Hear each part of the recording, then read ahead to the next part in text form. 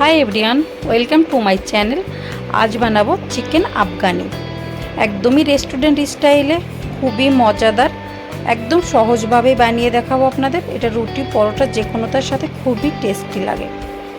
ताहले चलुन रेसिपिटी शुरू करा जाक। एखाने एकटा मशला तैरी करे नेब। प्रथमे तार जोन्नो नियेछि किछु धनिया पाता, किछु पुदिना पाता, किछु रसुन, आदा, एकटी पेঁয়াজ। এটা মশলা পেস্ট করে নেব সামান্য জল দিয়ে। এখানে নেব 2 থেকে 3 চামচ টক দই। পেস্ট করে রাখা মশলাটা টক দই একসঙ্গে মিশিয়ে নিতে হবে।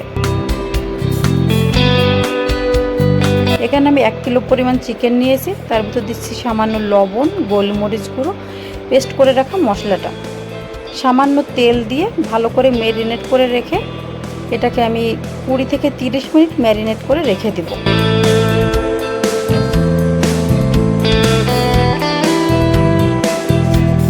নিয়ে নিয়েছি প্যান, তেল গরম করতে দিয়ে দিয়েছি। তেল গরম হয়ে গেছে, চিকেনগুলো আমি খুব সুন্দর করে এপাশ ওপাশ করে লাল লাল করে ভেজে নেব।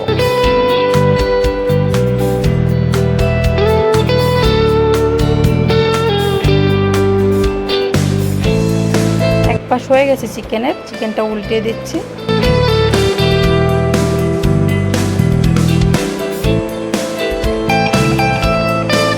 চিকেনটা ভাজা হয়ে গেছে, এখন উঠিয়ে নিব।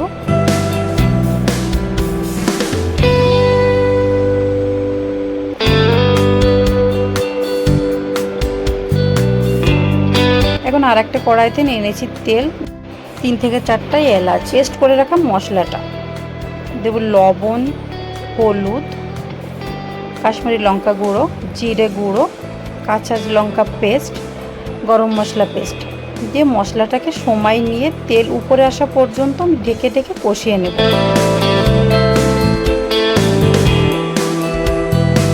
মশলাটা কষানো হয়ে গেছে, এখন ভেজে রাখা চিকেনের টুকরোগুলো দিয়ে দিব।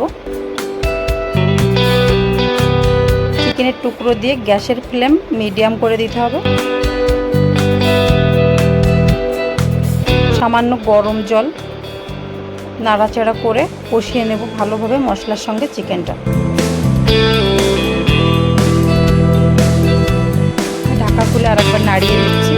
এখানে আমার কষানো হয়ে গেছে, আমি এখানে গরম জল ব্যবহার করছি। পরিমাণ মতো ঝোল অ্যাড করে দিলাম। ঢাকা দিয়ে চিকেনটা রান্না করে নিতে হবে। রান্না পুরোপুরি শেষের দিকে এখন সামান্য কচুরি মেথি দিয়ে দিলাম। দেব 2 থেকে 3 চামচ কাজু বাদাম পেস্ট।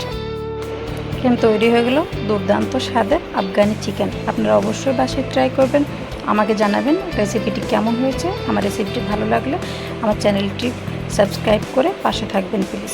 ধন্যবাদ সকলকে।